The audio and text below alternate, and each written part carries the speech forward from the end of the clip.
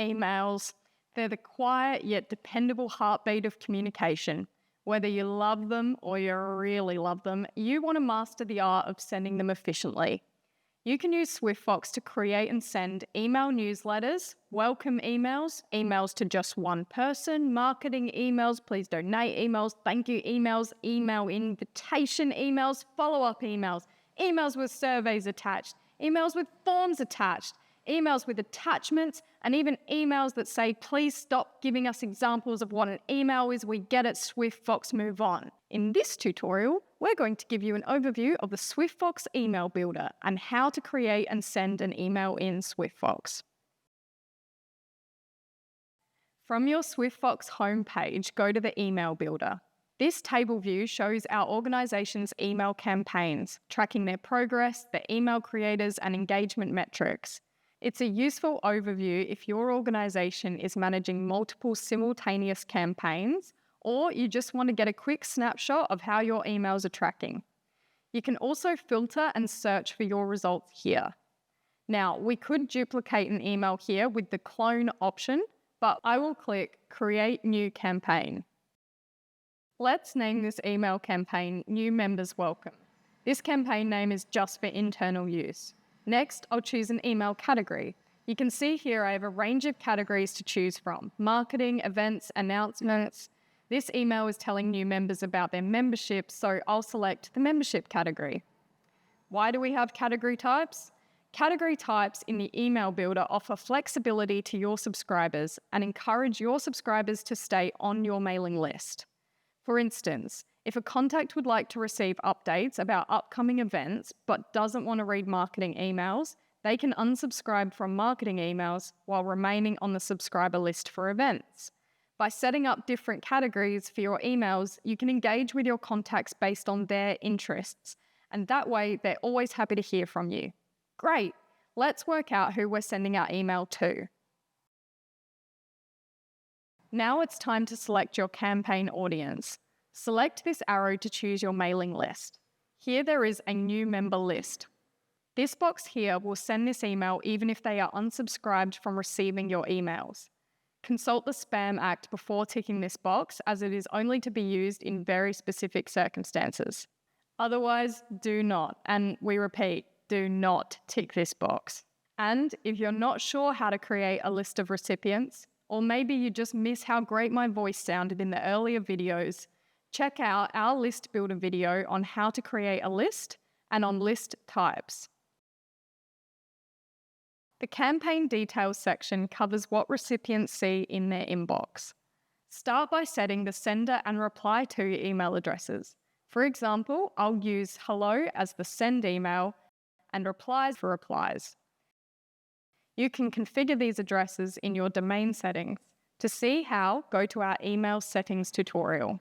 Additionally, this stakeholder leader toggle, each recipient on your mailing list will receive this email from the primary contact at your organization, what we call the stakeholder leader. You can also direct replies to stakeholder leaders by selecting this toggle. This can help channel feedback quickly through your organization, as people are more likely to engage with and respond to people they know.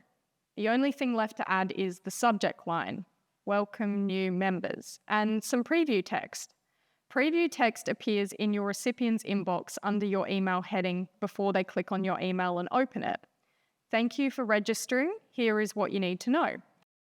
How enticing. All right, let's go to the next page. And just a reminder, you can go back and change this email at any time before you hit send. Welcome to the design page. We're creating a simple email today from a saved template.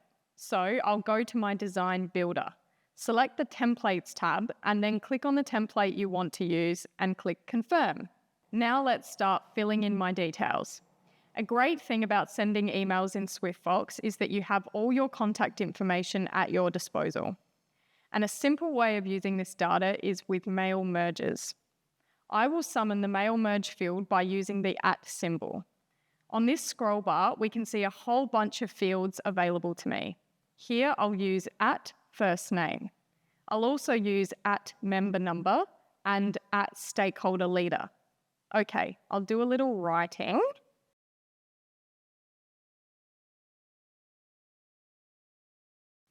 Now you can see I've written at first name, at member number, at stakeholder leader email.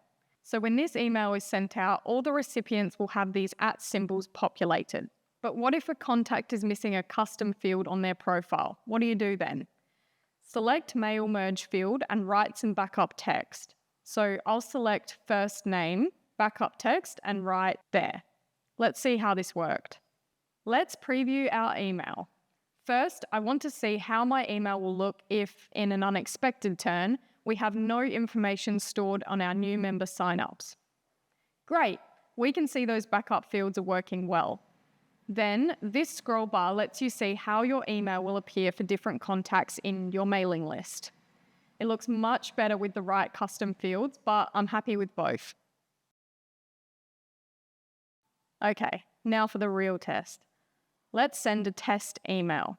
Select Test Email. You can send a test email to anyone on your contact list, and as with before, you can select any profile in this scroll bar. I'll just send myself an email, but I want to see how it looks for my new member Jane. I'm happy with how my email looks in my inbox, so I'll select Schedule. I'll select Schedule and decide what time I would like my email to be sent. So now that my email is sent, I can see how my email campaign performed. I'll click on the new member email in the list, and I'm delivered with my stats. How my members responded to each email will also be displayed on their profile. To dive into any of our email tutorials mentioned today, or to see the suite of videos, click the links below. Thanks for listening.